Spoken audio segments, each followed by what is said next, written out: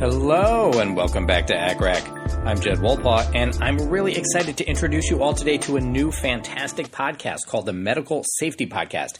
I'm going to play their second episode here that goes through 3 airline disasters. Adam, one of the hosts, is a pilot in addition to being a doctor. And they'll talk about what was learned from them and how we can apply that to anesthesiology and medicine in general. The hosts are both family docs in Canada who have done additional training in anesthesiology. It's a unique pathway in Canada that allows anesthesia services to reach areas without doctors who have done an entire anesthesiology residency. The hosts are Adam Shehata and Amir Hamid. Adam is a family practice anesthetist, lawyer, and professional pilot. He completed his undergraduate medical education at the University of Toronto, followed by his family medicine residency and anesthesia training at Queen's University in Kingston, Ontario. Amir is a family physician who mostly does anesthesia in a variety of settings, from rural to remote. When he's not in the OR, he is either in a small emergency department or covering some of his colleagues in a family medicine clinic. He attended McMaster University in Hamilton, Ontario for his MD, family medicine residency, and anesthesia training. Overall, the Medical Safety Podcast will look at how to improve our healthcare system by integrating human factors into system safety. This starts with improved learning from medical incident investigation and eventually proactive safety measures to make the healthcare system better without waiting for an incident to occur. In the next few episodes, after the one I'm playing for you, they'll look at how medical systems around the world deal with medical errors and incident investigation. After that, they're planning to look at other industries and how they have proactive safety measures before incidents occur. Without further ado, here is their second episode. I highly recommend you find them on Apple Podcasts or wherever you get your podcasts and subscribe. We're all going to learn a lot from these guys.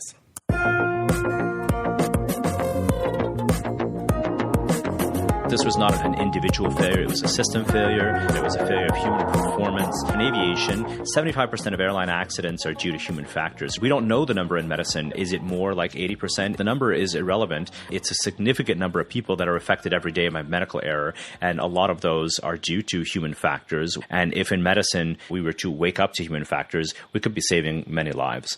Hello, you're listening to the Medical Safety Podcast. I'm Amir Hamid. And I'm Adam Shehata.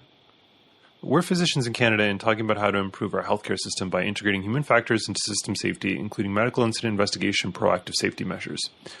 In the first episode of this series, we discussed the Elaine Bromley case, where a healthy 37-year-old female underwent attempted elective sinus surgery and died after a can't intubate, can't oxygenate scenario. This is where the medical team were unable to establish an airway for over 20 minutes, and Elaine suffered significant brain damage from lack of oxygen. Her husband, Martin Bromley, a UK airline pilot, commissioned, anonymized, and published a report of the circumstances of her death so that others could learn from it. In particular, he pointed out that human factors, rather than any failure of any one person, is why Elaine died. As a professional pilot, Martin Bromley knew this was precisely what was happening in the 1970s in aviation. Planes crashing not because of mechanical failures, but because of a failure of human performance. And what we mean by this is not because of incompetence from the pilots, but other factors beyond technical skill. In aviation, he said, human factors are widely taught and used in the analysis of aviation accidents, or at least they have been for the past several decades. However, they are given cursory examinations in medicine, if they are even discussed at all. In this episode, we hope to look at some well-known aviation accidents that parallel Elaine Bromley's case. So here's where we're going. We're going to recap the Elaine Bromley case, what happened, and briefly what the findings were, and some of the human factors that were involved. If you want something that's more in-depth, you can look at our inaugural episode, which was the previous one. After that, we're going to provide a brief overview of how aviation accidents are investigated in North America, and then we'll discuss 3 well-known aviation accidents that, in my view, parallel the Elaine Bromley case. The first one's going to be the Eastern Airlines Flight 401, and that happened on December 29th of 1972. The second case is United Airlines Flight 173, which was JFK to Portland, and that crashed on December 28th of 1978, which was 6 years almost to the day from the previous case. That was a DC-8, and that one suffered a fuel exhaustion while it was troubleshooting a landing gear problem. Finally, we'll look at Air Florida Flight 90, which crashed on January 13th of 1982. That was a Boeing 737, and it stalled due to icing on departure and crashed into the Potomac River. So, Adam, you're trained as a pilot. Why are we opting to look at the Elaine Bromley case and medical issues through the lens of aviation? It's a fair question. Aviation and medicine are not exactly the same. That said, I think that we can learn things from where aviation was 50 years ago and where they've gone to now. And I'll let listeners decide for themselves whether or not they think, as I do, that some of the things that happened to Elaine Bromley are similar to what happened 50 years ago in some of these crashes. When I heard about the Elaine Bromley case, it just struck me as very similar in terms of how the physicians acted, how the nurses acted, but more importantly, why they acted the way that they did. We look at aviation accidents now very differently than we did 50 years ago. It's not just, well, they didn't follow the checklist or they didn't do what they were supposed to do. It's what are we training them for? Why didn't they? Can we identify in the analysis of this accident why these pilots didn't do what we obviously see in hindsight that they should have done?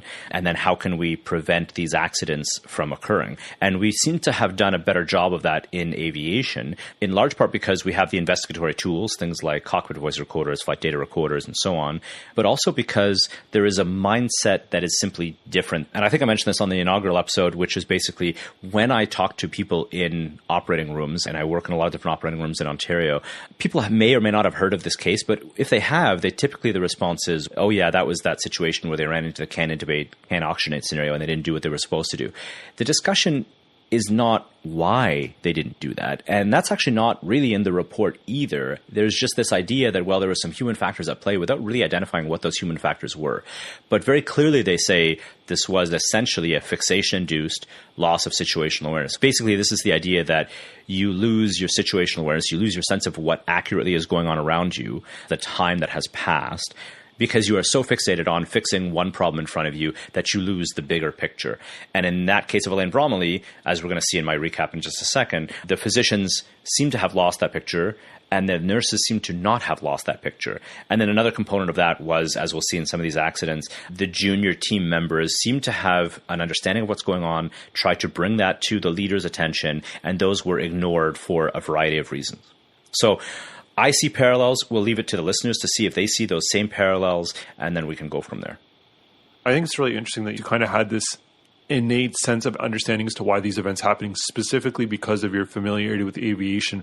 Why don't you give us a little bit more details about the Elaine Bromley case? Yeah, so for people that want the full details, they can check out our first episode there. But very briefly, Elaine Bromley was a healthy 37-year-old woman. She was going for elective sinus surgery. She had a very experienced surgical team, including a very experienced anesthesiologist, as well as a head and neck surgeon because she was having sinus surgery. And then another very experienced anesthesiologist joined as well. And most of the nurses in the room were quite experienced OR nurses as well. On induction of anesthesia, putting the patient to sleep, the anesthesiologist was unable to place an artificial airway. We're talking about your endotracheal tube, your laryngeal mask airway, or even just bagging the patient as you might see paramedics provide oxygen to patients that are unconscious. So in other words, they just couldn't get oxygen to the patient. They tried multiple different methods to establish an airway, but ultimately Elaine's oxygenation fell to very low levels for well over 20 minutes. The nurses in the operating room were experienced, as I say, and they recognized the emergency for what it was, what we call a can't intubate, can't oxygenate scenario. And they went and obtained what's called a tracheostomy kit, which is a method of obtaining access to the patient's airway surgically from the front of the neck. They actually brought the kit into the operating room and announced its presence to the physicians, but they got no response from the physicians. About 35 minutes total time from when they started to induce anesthesia, the anesthesiologists were able to provide oxygen to Elaine, but at that point she had been without oxygen for over 20 minutes. One nurse then came into the operating room and told the physicians that she had arranged for an ICU bed because of how sick the patient was, and she received looks from the physicians that seemed to say, "What's wrong? You're overreacting." Elaine was allowed to wake up on her own. She was breathing spontaneously, but again without an artificial airway, and she was taken in that state to the recovery room. By that point, unfortunately, she had suffered significant brain damage, and her husband, Martin Bromley, in consultation with the medical staff 13 days later, made the decision to remove her from life-sustaining therapy, and she died. She never did wake up. Martin Bromley, as we mentioned, is an airline pilot, and he said to the hospital administrators that he would wait for the report, but was told that there is no such process in medicine. So he commissioned one. He had it anonymized and then later published. And the quote that he used in the front of that report, that dedication, was, "So others may learn and many more may live." And that report found that there was a failure of leadership that resulted in a breakdown of communication and a loss of situational awareness on the part of the physicians. That's the head and neck surgeon and the two anesthesiologists. Notably, the physicians said that they did not know why they did not obtain front of neck access as they had been trained to do. They knew the procedures. They simply didn't know why they failed to do that. And the nurses, for their part, said that they knew what needed to be done, but they were unable to communicate effectively to the physicians. Thanks for the recap, Adam. I find it really interesting that Martin Bromley, coming from his aviation perspective, brought this unique lens. Give us a few more details as to what motivated Martin Bromley. I think he said it really well, Amir. He said, in his words, this was not an individual failure. It was a system failure, that it was a failure of human performance. And he pointed out that in aviation, 75% of airline accidents are due to human factors rather than, for instance, mechanical failure. And as he said, we don't know the number in medicine. Is it 75%? Is it more like 80%? Is it 40%? And again, as he says, the number is irrelevant. It's the fact that it's a significant number of people that are affected every day by medical error. And a lot of those are due to human factors, regardless of what the number is. And if in medicine we were to wake up to human factors, we could potentially be saving many lives. As I think about it in medicine, a lot of our cases that we talk about are oftentimes anecdotal. We don't have titles for them, except for like the Elaine Bromley and maybe a handful of other cases. But the fact that in aviation you have these specific landmark cases that you can point to in terms of negative outcomes or learning points, I think is very, very unique. So we're going to take a small break, and when we come back, we'll actually dive into the aviation accidents and draw some parallels there. And we're back. So, Adam, you wearing your pilot hat coming from aviation, why don't you tell us what happens when someone dies in an airplane accident in Canada or when there's a significant event? What kind of investigations are expected? So you'll remember that Martin Bromley said, he'll wait for the report. What he was thinking was that in aviation all around the world, if someone dies because they're on or near an airplane, and in Canada we call the body that investigates the Transportation Safety Board. In the United States they call it the National Transportation Safety Board, but every country is going to have their own safety board that operates in a very similar way.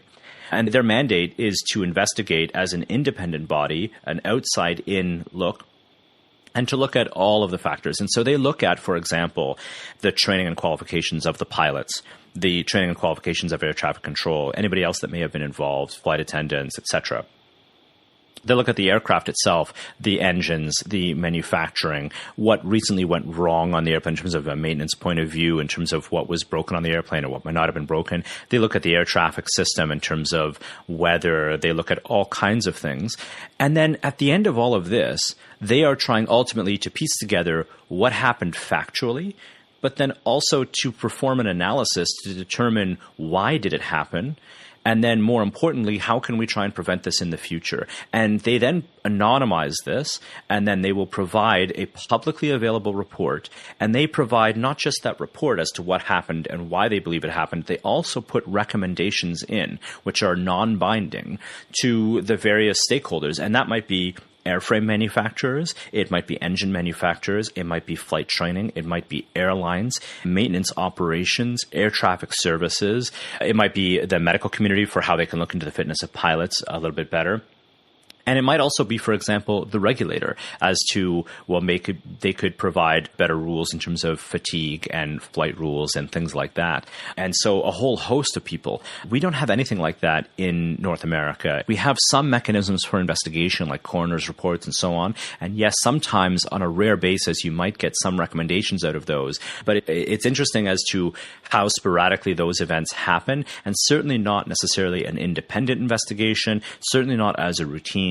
And then the other thing that we don't have, for example, are even the tools with which to investigate. So while the technology exists to have black boxes, for example, in operating rooms or ICUs or things like that, we don't have those. The operating room doesn't get up and fly around and crash into mountains and so on. So we clearly have the ability to have these recordings and to try and figure these things, but they don't even have the tools to do them, let alone the actual investigation. And then to take it even a step further, imagine a situation where we have an investigation where at the end of it, in our country, in Canada, they were to say to the Ministry of Health in the province, you could do these things and you could mandate these things and this is how we could prevent these things. We don't have that. You lead me to a question, Adam. When we have these Transportation Safety Board in Canada, who is it that regulates or mandates? Whose responsibility is it to carry all these black boxes to conduct these investigations? Where does this funding come from? Like, I see these as friction points in medicine, but do you have any knowledge about that? Yeah, I think we'll probably have to take another episode entirely to look at it. But to answer the question briefly, it's written in law. If you're operating an airline, if you're operating certain types of aircraft, you are required to have cockpit voice recorders and flight data recorders. And keep in mind, the technology has evolved. It used to be a 30-minute physical tape. And part of the problem that they ran into in the 70s, 80s, and 90s was that sometimes you needed more than just the 30 minutes that they had on the tape. You needed to go back farther. We used to have physical tape recorders, and now we have more solid state and things like that. We just have the ability to gather more data. So as the technology improved, the legal requirements also improved. And that's just how it went. And so there's an organization called the International Civil Aviation Organization. And if you are a signatory to that, which Canada is and many other countries are, it essentially sets the standards for how your runways are going to be marked, what kinds of phraseology you're going to have over the radio, which changes from time to time, kind of standards you have in terms of accident investigation, who has jurisdiction, because sometimes when planes crash in the middle of the ocean, it's a question as to who's actually going to be investigating, and also who has the resources to investigate. And then within the country that you're operating, the transportation ministry or board or whoever it happens to be will also have commensurate laws that require this to happen. And then the ministry itself will ensure that those airlines are following the standards. And each airline will have an operating certificate. And if they're found to be in violation of the rules and regulations that are put out, they can have those operating certificates revoked and they can no longer operate an airline. I can foresee the logistical challenges of implementing this in medicine. Like, as we all know here, aviation's a for-profit business. And so if they need to generate more funds to accommodate these requirements, they're able to do so. In medicine, it's very hard. We can't just start charging patients more money for accessing a publicly funded healthcare system to then buy black box recorders. Our healthcare system is continuously strapped for resources. So it becomes a very interesting proposition when talking about the implementation as to where these funds are going to come from.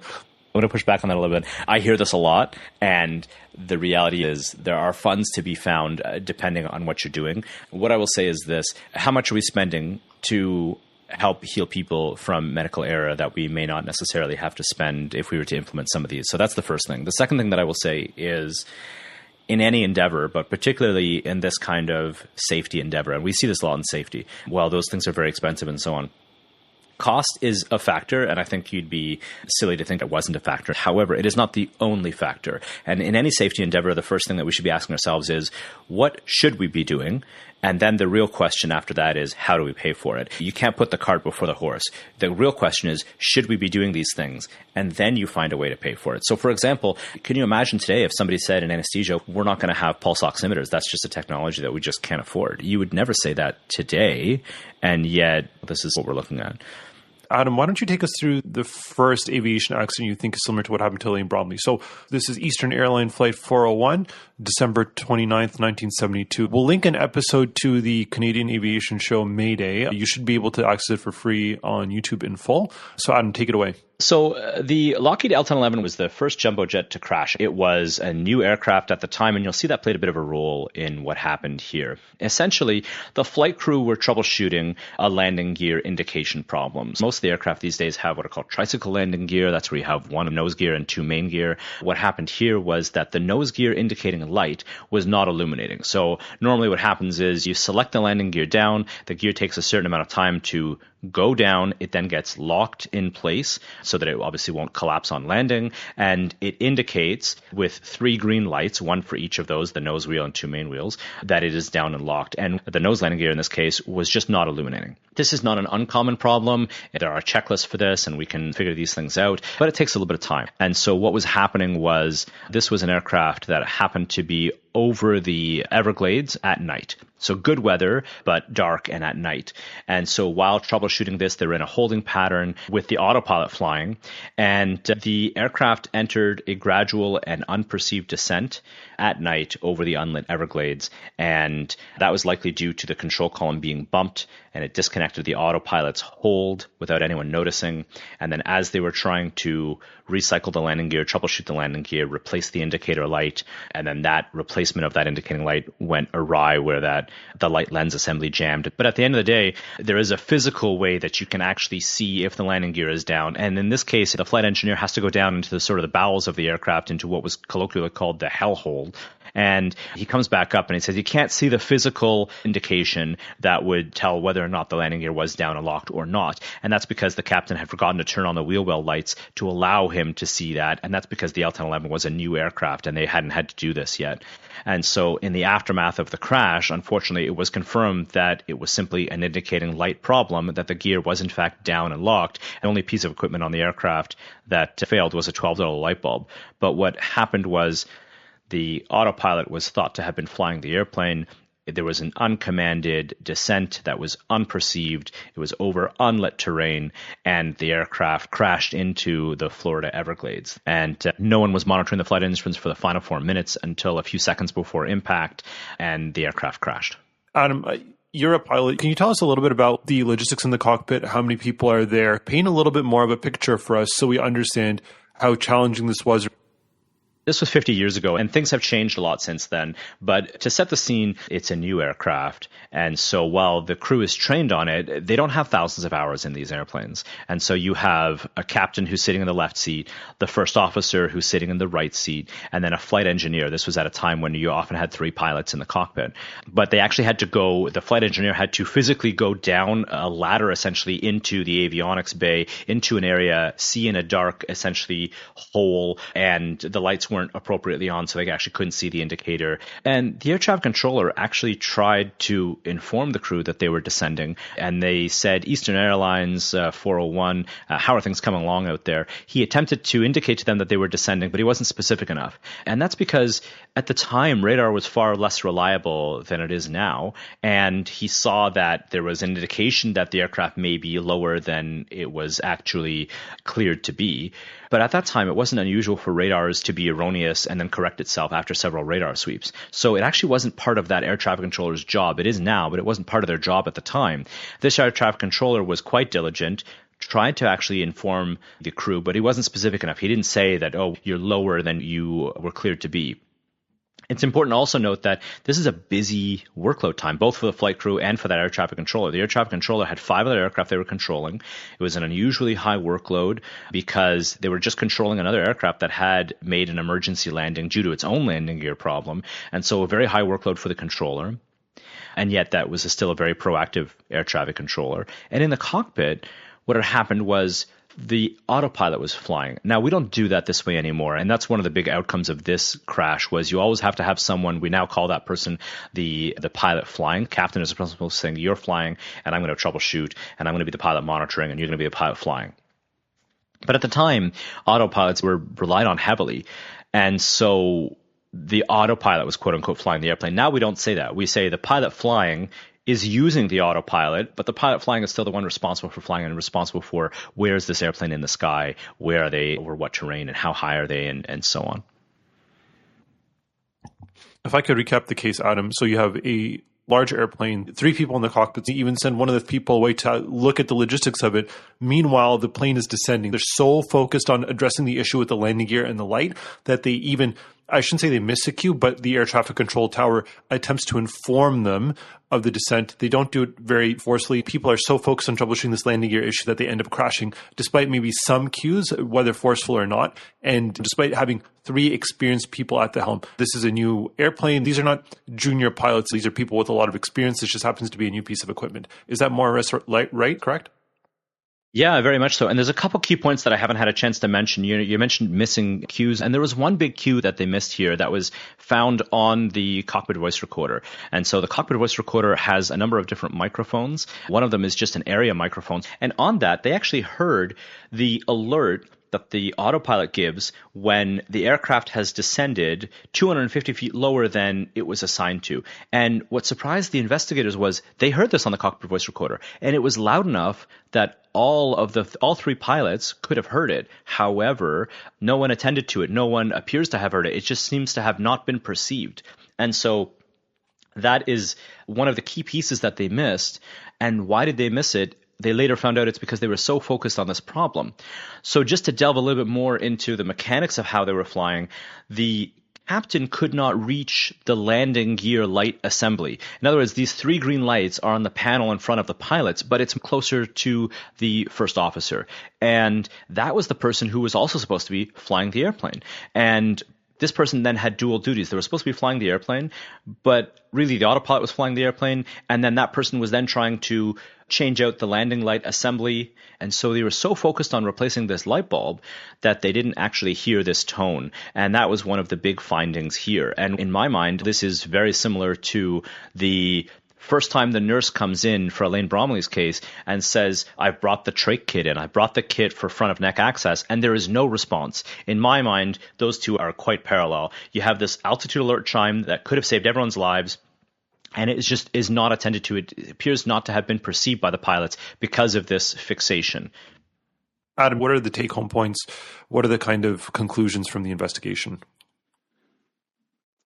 So this was a quite big surprise. It was the very first jumbo jet to ever crash. And as you say, it was an experienced crew.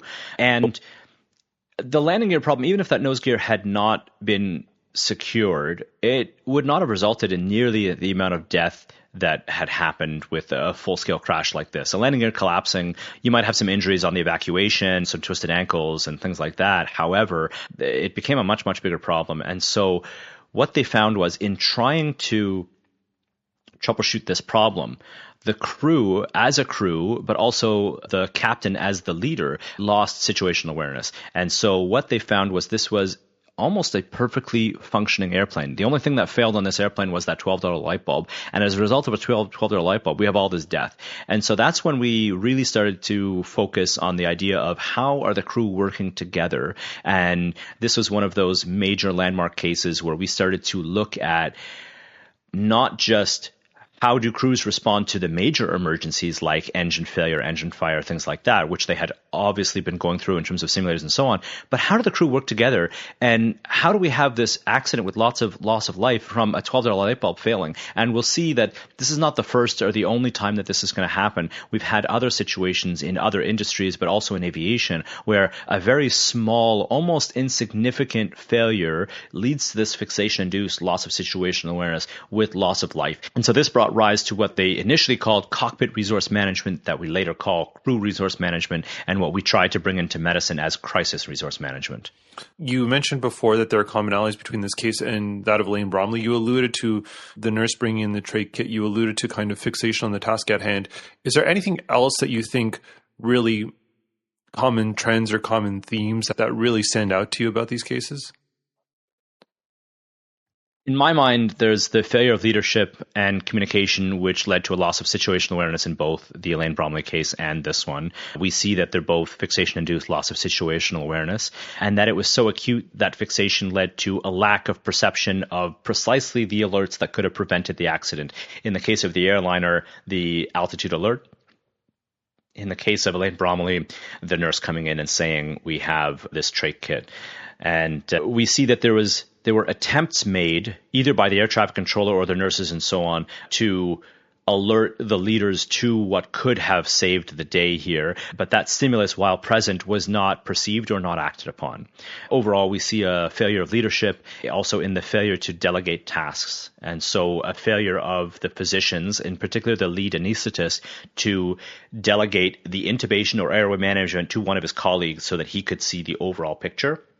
And there's lots of reasons for that. You and I have both been in these situations. You feel quite responsible. You are the expert in airway and so on. It's your patient. We see lots of reasons for it. This is not to find fault or blame or anything like that. It's simply to say that was what had happened, a failure of leadership in the airliner to delegate specifically the flying tasks, as opposed to the replacement of the landing gear, very similar to what we saw in terms of the fixation on intubation by the lead anesthetist, for example. That failure in delegation was one of the factors. And we see this, we call this time dilation in the case of Elaine Bromley, which is one effect. We see this also, we can group this together when we talk later on with an airline captain. We'll talk about terms like task saturation, but it's this idea that your workload is so high that some tasks start to fall off. And one of those tasks might be maintaining your appropriate situational awareness. Thank you. Really cool insights, Adam. What I found was also quite interesting about the process of investigation in the context of aviation is they don't just stop at what do we think is likely to happen. They actually dig into all the details behind. They do the thing in trauma literature that I see, like the most commonly missed injury is the second one. So they've obviously identified an initial large thing, and now they're looking for other details that could be significant. Adam, is there anything else that the investigation revealed beyond just the initial causes? Anything that could have been a contributing factor or mitigated, increased, whatever, had some sort of impact on this accident? Hey folks, I just want to take a second to shout out our rockstar returning sponsor, TrueLearn Smart Banks.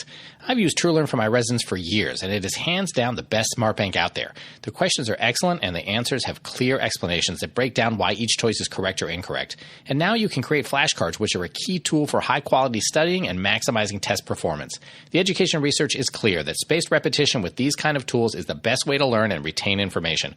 We use their ITE, basic, and advanced smart banks for our residents, each with 1,000+ questions, realistic visuals and graphs, and even a calculator that mimics what you have on the exam. Our residents love it and get great results. TrueLearn even has a CME Smart Bank where you can get AMA PRA Category 1 credits after you finish training, and an adult cardiac anesthesiology Smart Bank as well. Go to TrueLearn.com and use code ACRAC to get $25 off residency exams, USMLE, and Comlex Smart Bank subscriptions of 90 days or longer, and up to 20% off other healthcare exam subscriptions. We rely on TrueLearn for our test prep, and I recommend you do the same. TrueLearn.com and use code ACRAC. All right, and now back to the Medical Safety Podcast. I just want to hit on something you just said, Amir. I think it was a really important point, which is it appears to me in aviation that they really take the responsibility of investigating these quite seriously, where they're not satisfied with just finding the proximate cause of this particular accident. They'll say, well, while we're at it, let's look at the other things. So, for example, we'll see aviation accidents later on where the main or proximate cause of the accident might have been loss of situational awareness. That might be why that aircraft crashed. But they'll also look at survivability aspects. In other words, they'll say, well, the material caught on fire. Could we make the material better? You'll remember that when you're landing, the flight attendants will ask you to put your tray table in the upright position and put your seat back all the way up and open the windows. That's because at some point we realized that if you need to evacuate the aircraft because it crashed on landing, those are the features that will allow you to actually get out of your seat, get into the aisle, and actually see whether or not there's a fire or something that is going on, which way are we going to exit, and so on. That's all survivability. Those obviously are not the reasons that the aircraft crashed, but it does improve the survivability. And so I really want to emphasize the point that you made, which is that it seems like in aviation that they really take this as an opportunity in every manner to how can we make the aviation system safer, even if that wasn't the reason this airplane crashed. And so I found a couple of things interesting in this particular crash of Eastern Airlines 401. One was that during the captain's autopsy, it was found that he had a small meningioma that could have been slow growing in such an area of the brain. This is just a small growth in the brain, non-cancerous, that it could have been such that, well, maybe it was pressing on the part of the brain that was responsible for vision, and maybe it was so slow growing that the captain may not have noticed it. It wouldn't have necessarily caused symptoms. It wouldn't have necessarily caused headaches. He might have just slowly adapted to it, as our brains actually often do, which raised the question of this subtle incapacitation of the captain. Maybe he just couldn't see the altitude indicator and therefore couldn't see that they were about to crash. Ultimately, the NTSB did rule that out, and it was not a causal factor, but they went to a lot of effort to determine this. The other medical side note was this aircraft crashed into a swamp. The swamp absorbed a lot of the impact and allowed people to survive the initial crash. The mud prevented some people from bleeding out. However, the mud was also a significant source of infection of what's called gas gangrene or clostridial myonecrosis, which is just not something that we see very often. And it required 8 passengers to undergo treatment in a hyperbaric chamber. Again, not something that I've ever seen from the medical side of things. I just thought it was an interesting side note. Totally. It's very fun to actually be a medical professional and look at the non-medical professional lens on things we do. And I think the striking thing about these tidbits that came out, in addition to the fact that they did a very thorough investigation, is that there's certainly a world where this is the first information found, and they attribute a large degree of cause to this without actually putting a critical and scrutinizing lens to this, which I think is the value of having a robust and independent investigation system that isn't just necessarily working to find blame or accountability, but looking to find areas of improvement and meaningful intervention. It's an interesting point, Amir, because I wonder in medicine, especially when we look at the Elaine Bromley case, if either unconsciously or because we don't have the same robust medical investigation system, if we don't as a shorthand almost do that, whether it's because we want to protect ourselves and say, well, we now know about this case, this couldn't happen to us, or what, it seems like the people that I talk to stop at the, oh, well, they didn't follow the difficult airway algorithm, which, as we talked about in the first episode, had only come out the year before. It seems like that's the proximate cause. I don't really need to look further into that, when if we do look further into that, the suggestion appears to be that we are all potentially susceptible to the same human factors that happened that day. And we could all learn to be better clinicians and better leaders and better team managers. And for example, one of the things is, let's identify the new nurses in the room and make sure that they feel empowered to say something, because we've all been there at some point where we were the junior member on the team or unfamiliar with the OR, and that person may have crucial information. And if you don't make it such that they feel like they can speak up, they won't speak up. And so I think there's a lot to learn from here. I mean, someone died. And I think what we all want when that happens, can we learn all of the pertinent things? And to me, if we're cutting it short by saying, well, we need to learn the difficult airway algorithm and that's it, I think we're leaving things undone that could potentially help us in the future. Agreed, 100%. Adam, we've already spent a fair bit of time talking about this case in particular, and there's still 2 more to go. So why don't we take a little bit of a break, and then we'll come back and chat about the next one. Stay with us. We'll be right back. Hey there, ACRAckers. Hunger strikes and you're exhausted. You want to make something healthy, but you don't have the energy. Sound familiar? For me, eating healthy isn't a willpower problem, it's a setup problem. Or it was until I found Factor. Factor solves the setup problem with fully prepared meals designed by dietitians and crafted by chefs delivered right to your door. My wife and I want to give our kids healthy food that they will actually eat, but we don't have time to cook from scratch. That's why we use Factor, and you should too.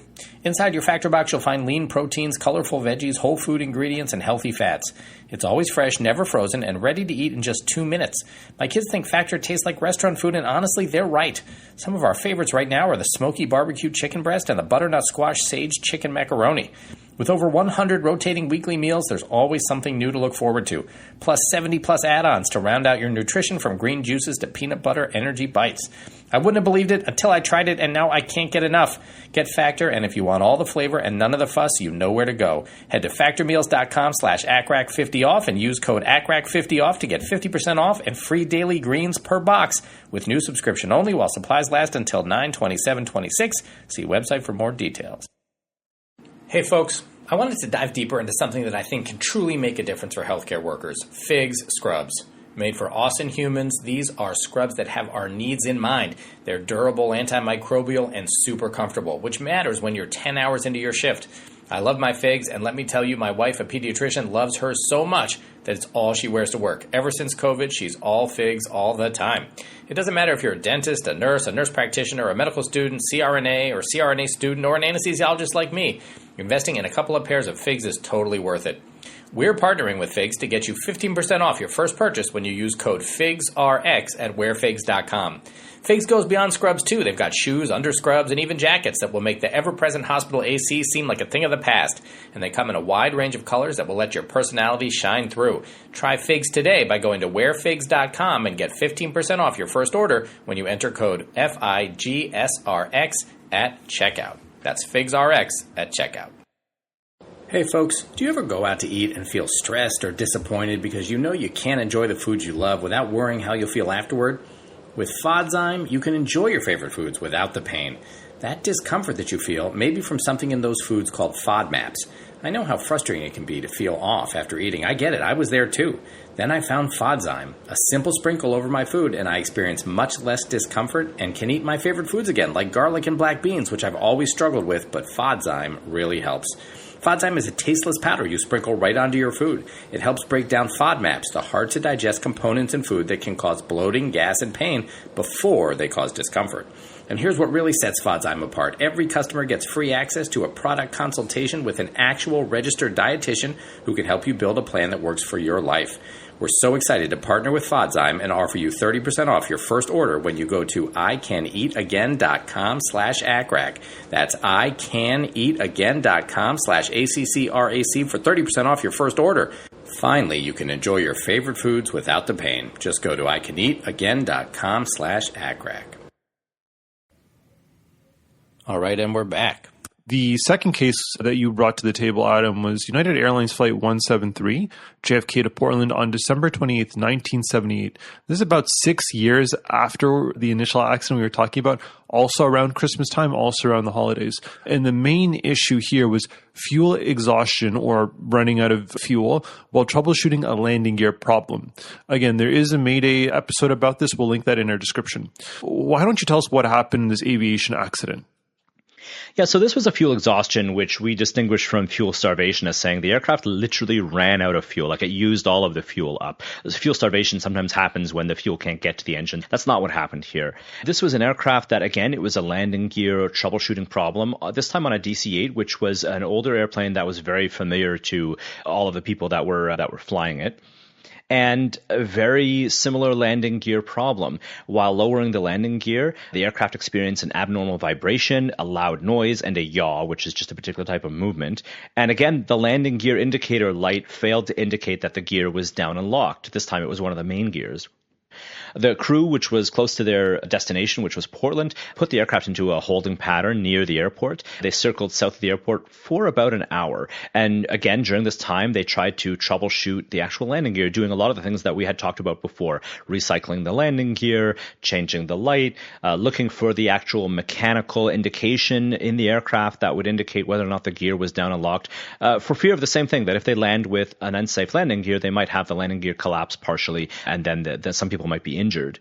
Again, this is one of those things where the aircraft ended up crashing because it ran out of fuel, which a lot of people were scratching their heads, because if you had to choose between the two, obviously you would choose the unsafe landing gear situation, because as we talked about, that's an eminently survivable situation. And so what ended up happening, unfortunately, was they circled so long, they ran out of fuel. And during that time, the first officer and the flight engineer tried to tell the captain that the aircraft was low on fuel. And that was in part because the aircraft was circling at low altitude, and when you're at low altitude, the engines use more fuel. That's one reason that aircraft tend to fly higher if they can. The gear was down, meaning it's got more drag and it's burning more fuel. But as the investigation later found out, it wasn't an abnormally large fuel burn. It was burning what it would otherwise have been burning. It's just they just held for such a long time. And then 35 minutes after the aircraft entered the holding pattern, the fuel pump lights came on, meaning that the aircraft at that point really should have been heading towards the airport because it's such a low fuel state. The captain says to his crew, well, figure about another 15 minutes, to which the flight engineer says 15 minutes is really going to run us short on fuel here, trying to tell the captain that they are really low on fuel, but again, doing it in a bit of a non-assertive way. The captain, in his mind, is thinking that he wants to optimize the emergency landing information and preparations, meaning he wants the flight attendants to be able to get a proper head count, get communication appropriately with emergency ground services. This is fire rescue on the ground. And Captain McBroom, who is the captain, again received warnings from his crew that the aircraft was low on fuel. Both the first officer and the flight engineer were acutely aware of how serious the situation was, but he ignored them, or at least prioritized his concerns, and again tried to circle again, and the aircraft ran out of fuel. You have to remember that this is a very senior captain, and it would have been very difficult in those days to challenge him. The captain is determined to find an answer to the gear problem. He lost sight of the larger emergency, which was the low fuel situation. And again, we see a fixation-induced loss of situational awareness, trying to troubleshoot that landing gear and running out of fuel. We see that the first officer and flight engineer were ineffective in communicating exactly what the situation was. We see that the aircraft ran out of fuel, and it caused the engines to flame out. Notably, the captain is unaware that the aircraft has run out of fuel until that first engine flames out. He is surprised and says, why has the engine stopped? He just gets the answer from his crew, fuel. The aircraft crashed into a wooded area of Portland, about 6 nautical miles southeast of the airport. The flight engineer and the lead flight attendant were killed. 8 passengers and those 2 crew members died, and no one on the ground died. The points that stand out to me about this case are, in addition to maybe not hearing the concerns about the fuel consumption from his colleagues, he also, instead of identifying this as a very salient and significant issue, thought he could defer that decision to a later time, or thought he had more time than he probably had. He was only acutely aware of the issue when one of his engines was lost, where had he recognized this issue earlier, may have had a more controlled but not ideal landing in an airport where there would have already been resources to support him.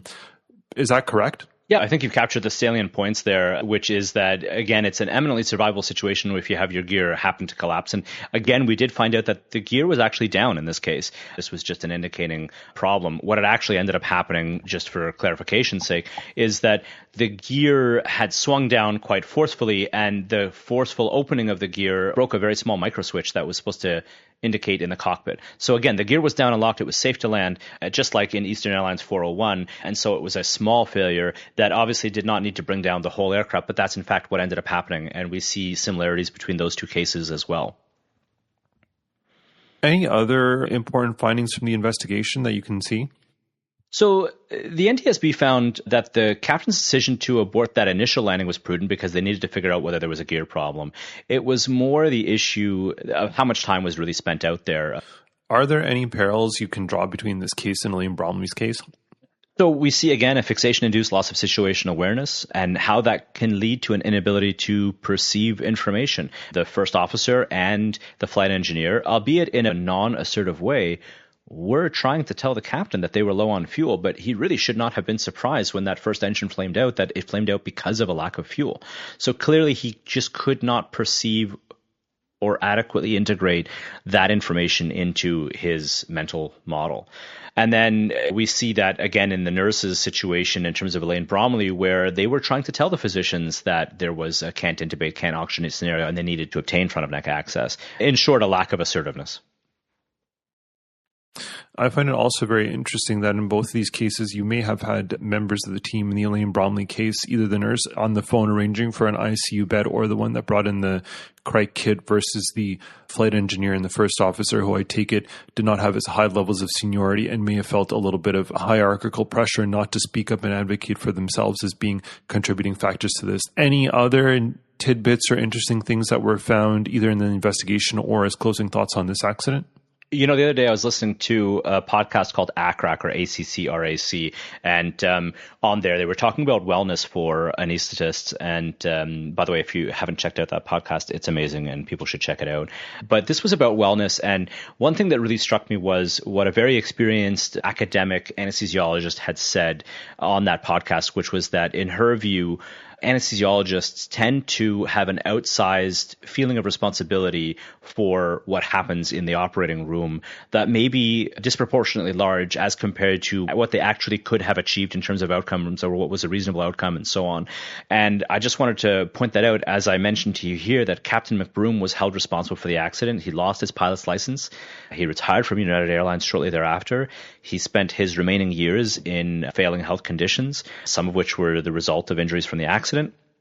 And then friends and family, including some of the crash survivors, which did get together on a regular basis after this, reported that he was a broken man, quote unquote, and he was plagued by guilt over his role in the accident. He died on October the 9th of 2004 at the age of 77.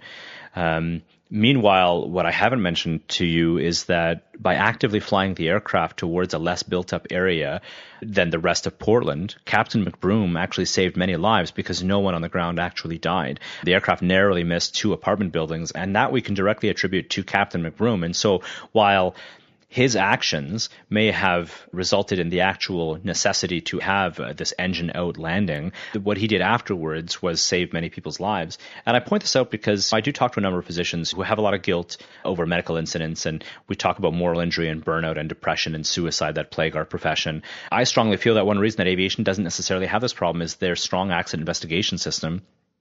And I see a lot of physicians that blame themselves, and to me, as that other anesthesiologist mentioned, that we may not necessarily have as much control over the bad outcomes than we think we do. I think in aviation, fewer people blame pilots. I say this because in aviation, oftentimes when an airplane crashes, the pilots die, and I mean, how much more motivation could there be than saving your life? Well said, Adam. You hit on the duality of the personal responsibility of being there when an adverse event occurs versus understanding that there are systems at play that we can't necessarily control.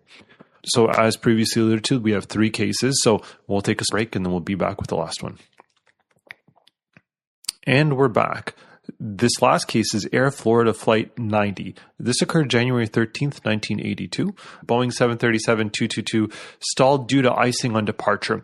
It crashed into the Potomac with 74 fatalities, including 4 ground fatalities. There were only 4 survivors. Again, there's a Mayday episode with this. We'll link it in the description. So Adam, can you tell us a little bit about this accident? So this accident started when they were on the ground, and the aircraft had trouble leaving the gate because the tug, which usually pushes the aircraft back from the gate, was really icy, and the crew tried to use reverse thrust to back away from the gate, something that Boeing did not advise in that situation, in icy situations. Ultimately, what the investigation found was that the pilots failed to switch on the engine's internal ice protections, despite using a challenge and response checklist. We're probably going to talk about this in a future episode, but the way checklists are used in large commercial aircraft is one of the pilots reads out what is a challenge, in other words, engine anti-ice, and that challenge is supposed to have a response by the other pilot. The other pilot actions the item or ensures that the item has been actioned, as in moves the switch, and then says whatever it is. In this case, they said off. What they were supposed to do was turn the anti-ice on and say on. So what happened in this case was engine anti-ice off. And what should have happened was that challenge should have been, well, no, it's actually supposed to be on. Engine anti-ice is supposed to be on. And that, for some reason, wasn't actually done appropriately. And we think that this is because both of these pilots lived in Florida and did not have a lot of experience in icing conditions and were perhaps just not thinking of that. So that was the first thing, was that the pilots failed to switch on the engine anti-ice system. They did use that reverse thrust to back out of the gate, something that Boeing advised against that may have played a role later on, as we'll see. And then on the taxi out, they were in this big lineup to get out, as many other aircraft were. And they tried to use the jet exhaust of a preceding aircraft in order to melt off the ice or blow off the snow on their wings. Because the issue is you have ice or snow on your wings, they're called contaminated wings, and they really takes a very small amount of ice to disrupt a lot of the lift. And obviously if you don't produce enough lift, you don't fly. And so what they tried to do was say, well, I can use the jet exhaust up ahead to try and blow this off. And in fact, it actually exacerbated the situation. It actually made it worse. By doing that, what happened was any snow that was on the leading edge, which is the first part of the wing, it turned that snow into water, which then blew back over the mid part of the wing and then refroze as ice. And they did this because they were 20 aircraft ahead. And if they had to go back and get de-iced, well, they were going to get even more delayed and they were trying to get home. And we'll see in other aviation accidents that they may even duty out. In other words, they may just be so delayed that now they can't actually take off because duty times require that they get a new flight crew in and so on.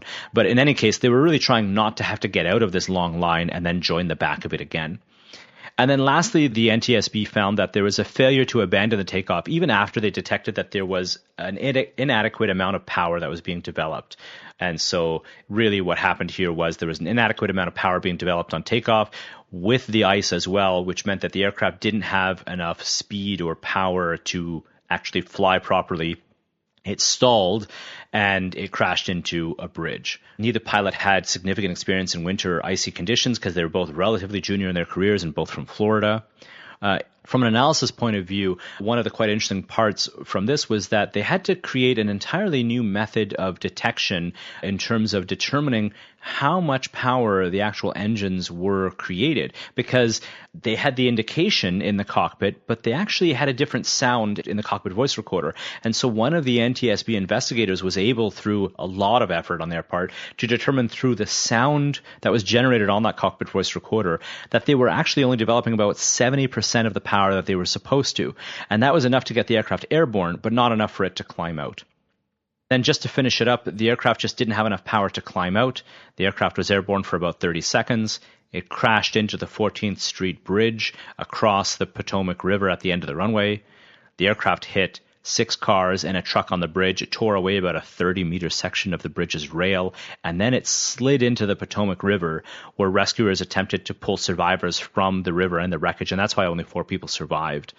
And then, of course, we'll see this in other aircraft accidents, but due to those really bad weather conditions, the air traffic controllers did not initially know that the aircraft had crashed. They only knew that it just wasn't showing up on their radar screens and wasn't responding to radio calls. One person at that time jumped into the river to save a passenger that night. And again, I'll just point this out. The first officer at the time asked how much ice was on the wing on the captain's side before they took off. The captain replied, "I got a little bit on mine."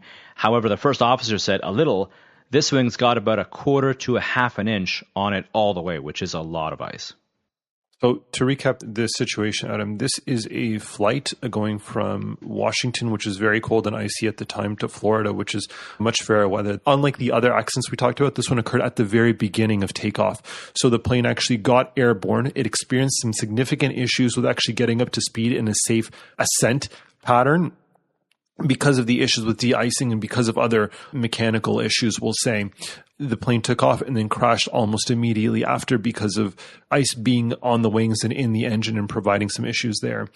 Your points about identification, about suboptimal function, deviating off the beaten path for expediency are certainly well taken. And it's actually a tragedy how many people died so close to the airport when it seems like there were multiple indicators that either the pilots should not have been doing what they were doing or should have aborted their flight given the feedback they were receiving. Is that more or less correct? Yes. And I will say one thing that I haven't mentioned earlier, which when the pilots set takeoff power, there was an indication in the cockpit that they were developing the power that they thought they were. So it's important. A large commercial airliner, you don't just push full throttle and take off. You have to protect the engines, and you just can't do that, right?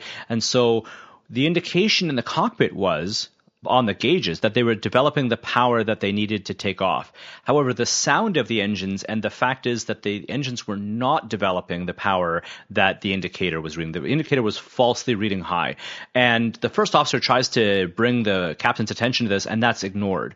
The reason that this false indication happened was because of the failure of the pilots to turn on the anti-ice system of the actual engines itself. And that may have been exacerbated by this unconventional procedure of trying to use reverse thrust to actually back away from the gate and so on. But there were a number of factors. The main ones you already mentioned, the significant ice on the actual wings, the false indication in the cockpit, and then the actual failure to develop the appropriate power and so on. Again, as we saw in some of the other accidents, the National Transportation Safety Board was not satisfied with merely providing guidance on how to avoid that proximate cause. They looked into other things. So, for example, this unconventional procedure of using a previous or preceding aircraft's jet exhaust to try and blow the snow off and so on. We see that there are other pilots that may have thought that this was an appropriate procedure. And we see now, we have hard evidence now that not only is not a good procedure, that it actually makes the problem worse by refreezing the ice farther back. What do you see as the parallels from this accident to the Elaine Bromley case? This feels a bit different than the other ones, but I'm hoping you can shed some light as to why you decided to include this one in particular. So it's funny because I didn't do a keyword search for these things. These are the accidents that came to my mind when I heard about the Elaine Bromley case. I just remember that there were accidents that have these features in them, and this is why we do things in this way in aviation. For me, this accident stands for the proposition that first officers would choose to risk death over countermanding the captain. And so we look at some of the nurses, and some people might wonder, well, why didn't they do more in the Elaine Bromley case? They knew what was going on. Why didn't they do more? Well, can you really expect them to do more, especially when we don't know what tools they had at their disposal? We don't know what training they had in terms of escalating their language of concern. And we're going to talk to some other physicians later on about these things. We don't know what tools they had. We also don't know how well supported they would have been at that hospital. And we really expect anything more from those nurses when we've seen 50 years ago, first officers would literally choose to risk death. And remember, the first officer did in fact die in this case. The captain died in this case. The first officer here voiced concerns about the amount of ice on the wings and the amount of power that the engines were developing versus what the gauges were reading. And again, these concerns were not acted upon by the captain. And at the time, prior to what they called cockpit resource management at the time, which they didn't even have back then, the captain's word was law. It was final. And people in airlines needed to understand that lack of empowerment of first officers was directly resulting in deaths. This case speaks to so many broader issues in medicine that really resonate with me. I think there's certainly something to be said about people not speaking up or people feeling unempowered to speak up or people disregarding the comments of their junior colleagues. In the Elaine Bromley case, we can talk about now that we pre-auctioned patients very well, but at the time, I'm sure there was some discussion, and this may have been routine for the physicians operating not to pre-auctionate patients, just as this may have been routine for the captain and the first officer to do these things that they've done, and they've gotten away with them so many times. Just this is the case that they weren't able to get away with it, and it shows that this may have been poor practice from the very beginning. You know, there's a point here where it's not just a practice, and I agree with you on that point about what's routine practice, what do we do now that's different than before. But there's a commonality that I don't think we've talked about yet in some of these, which is the interpersonal relationship between the pilots in the room. And I think you were touching on this a little bit when you were talking about assertiveness and empowerment of nurses. There is, in any high-functioning team, whether it's in the cockpit or with the flight crew, which includes the cabin crew in aviation, or whether it's on a resuscitation team or any of these things, there are the things that we do, and there's the manner in which we do them that matter. And that's whether it comes to communication or anything else like that. And when we do, for example, advanced cardiac life support or ACLS or any of these things where we're trained to resuscitate patients, we now talk about not just the drugs that we push and the sequence in which we do things. We also talk about team performance and so on. But when we look at these accidents, we also now talk a lot about how people solicit information, whether they solicit information, how they interact with people. And when this idea of crew resource management came out in aviation, there was a pushback to it, and we'll get into this in a later episode because we are going to talk to airline pilots about this, about how CRM came to be. And one of the big pushbacks was that captains felt that this was an encroachment on their legal and moral obligation to protect the passengers on their aircraft that they were literally in command of. And they felt that they didn't, quote unquote, need to go to charm school. And so it was really seen as this fight as to who's really in charge. Am I going to give this person that has less time than me the say on what happens on my aircraft? And it was really because of accidents like this where we see that captains are fallible. They are human. And by their very nature of that, they need to be able to understand that sometimes they don't have the full picture and sometimes they need to take in information from other people. And so it's not just that they need to take information, but it's the manner in which they do that. It's also the environment in which they create. And we as physicians can do that so that we can create an environment where, as we talked about earlier in the episode, have the most junior person, whether they're a medical student or a nursing student or whoever, feel like they can say something. And that's really important. And we do talk about that a bit in medicine, but we don't have this rich data set to pull from where we see that people have literally died because of the manner in which the leader was conducting themselves.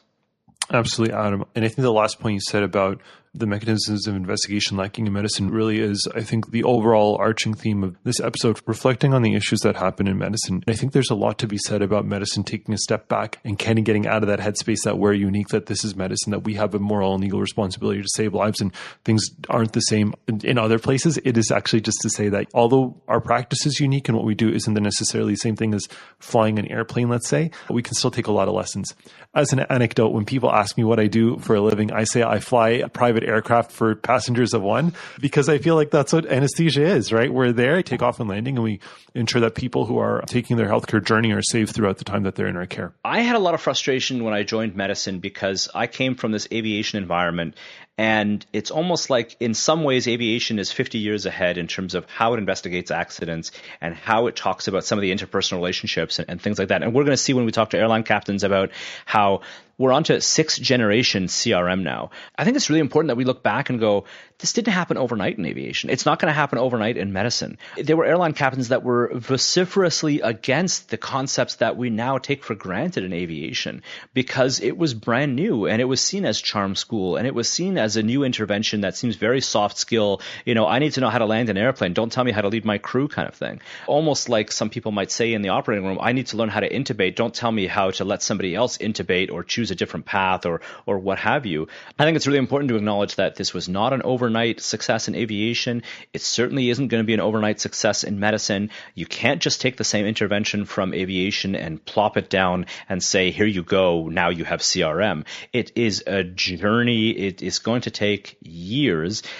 and it's going to take a mindset shift as well as the tools, both in terms of investigation tools, but also in terms of outcome measures as well. It's very hard to measure these things in aviation to know that we're succeeding and so on. And these are all things that I hope to talk about in future episodes, but please don't think that we're looking at this and saying, oh, well, if they only put black boxes in operating rooms, and if we only decided that we would look at what we're looking at in terms of the analysis of interpersonal skills, if only that doctor was kinder, then we wouldn't have these problems. That is not the answer that we're talking about here. We're talking about looking at where aviation went over a 50-year period and how we might be able to shorten that time to being less than 50 years in medicine.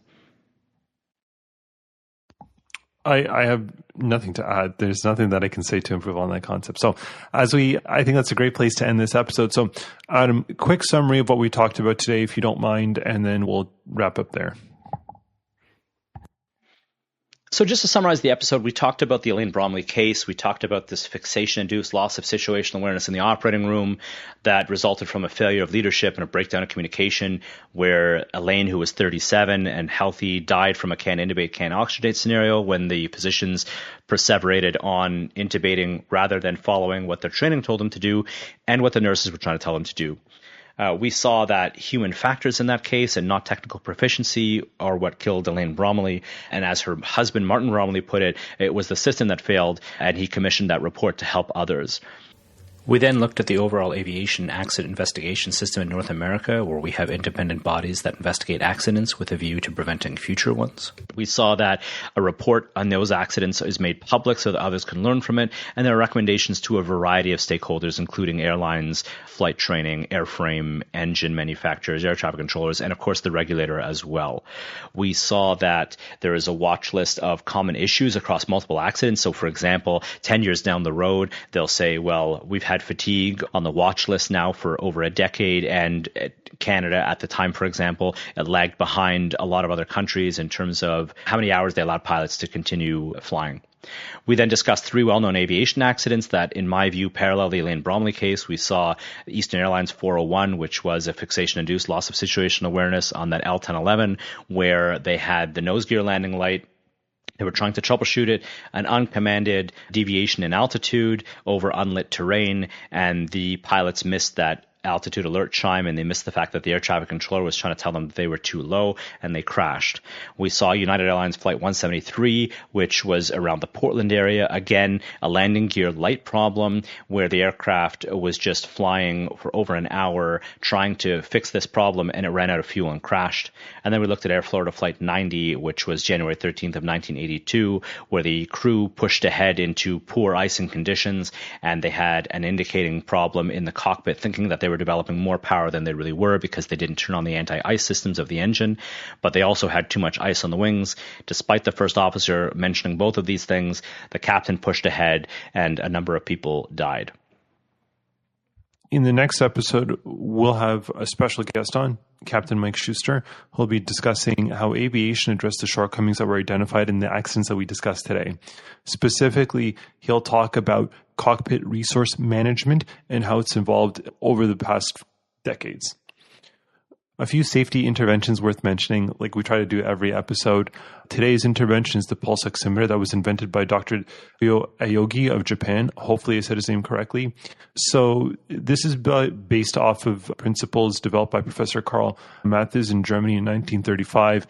The actual pulse oximeter itself was introduced in 1972 by Dr. Oyagi, but it wasn't adopted as the standard of care in anesthesia until 1980. I still work with very elderly attending anesthetists who try to tell me about a time before pulse oximeters were invented, and that just seems almost like a fictitious.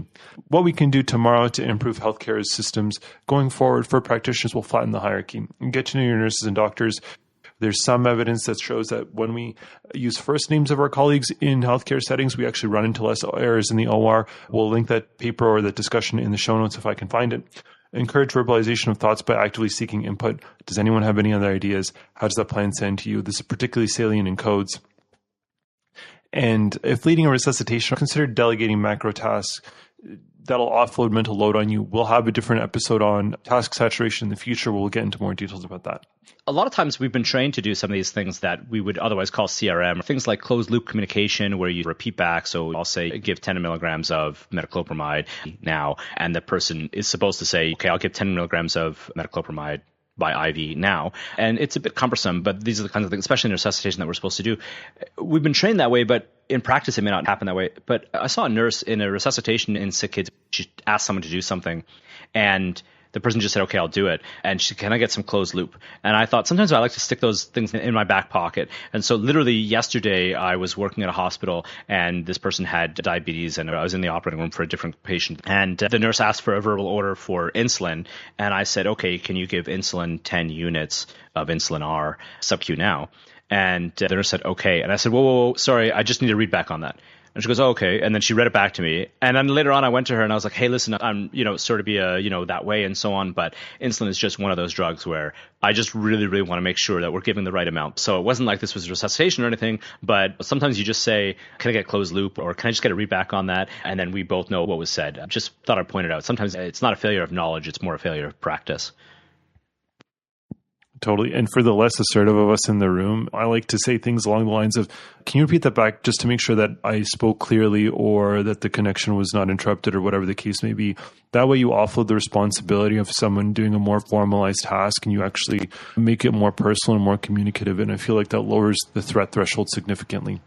Anyways, now on our fun suggestions, random recommendations. Adam already mentioned the ACRAC podcast. I'll make a plug for the book I've been reading over the past several months called Radical Acceptance by Tara Brach. Great book about just facing difficulties and being more mindful in your life. I've certainly found it particularly useful when managing the personal challenges of just carrying the duality of medicine and things like that. I got to check that out, Amir. I got to check that out. Adam? Random recommendations. I've been listening to the CBC podcast. It's called See You in Court. They're usually half an hour. They're about landmark Canadian cases that really change the legal landscape, but also they're usually on big, thorny issues. And they do a really good job of not just presenting the legal arguments here and there and what was actually done legally, but also it's put out by the CBC, the Canadian Broadcasting Corporation. So they often have, well, this was a 50-year-old case, and they'll say, well, we had a man on the street episode, and let's go and listen to what people were actually saying at the time. So I find it really interesting. They managed to follow up with the human interest side of things, not just the legal side of things. Highly, highly recommend it. I think they just finished their first season. I hope they have another one. Awesome. Thank you, Adam. That's it for today's episode of the Medical Safety Podcast. I'm Amir Hamid. And I'm Adam Shehata. And Adam loves this. As one TV doctor said... What? You have to say it. It's a beautiful day to save lives. All right. Well, I love that sign off. It's a beautiful day to save lives. Fabulous, fabulous. And I really appreciate these guys putting the work into starting this podcast and the goal of really helping us as a specialty and as an institution in medicine to improve the way we do patient safety is a great one, especially because they're doing it, as you just heard, in a really interesting way, keeping the episodes interesting, exciting to listen to, and also drawing really, really important lessons from their expertise in aviation and other areas. So I look forward to more, and I hope you do too. I hope you'll consider getting these guys some support as they get up and running.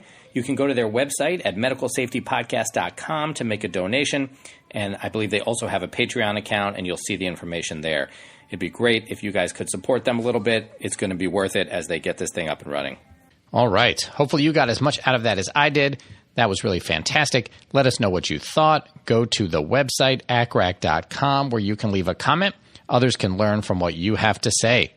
If you are a fan of the show, you can follow us. We're on Twitter, we are on Facebook, we are on Reddit, and we are on Instagram.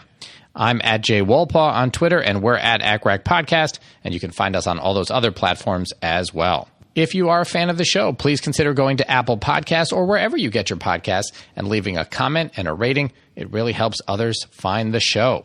If you'd like to support the making of the show, please consider going to patreon.com/ACRAC. That's patreon.com/ACCRAC, where you can become a patron of the show. Even if it's just $1 or $2 that you pledge, it makes a big difference, and we really appreciate it. You can also make donations anytime by going to paypal.me/ACRAC or looking up Jay Wolpaw on Venmo. Thank you so much to those who have already made donations and become patrons. We really appreciate it. Thanks, as always, to our fantastic ACRAC crew. Sonia Amanat is our tech lead. Chidima Ekante, Rachel Furman, and Mohammed Celeb are our production assistants. Thanks so much for all you do. Our original ACRAC music is by Dr. Dennis Quo. You can check out his website at studymusicproject.com. All right. That is it for today. For the ACRAC podcast, I'm Jed Wolpaw. Thanks for listening. Remember, what you're doing out there every day is really important and valued.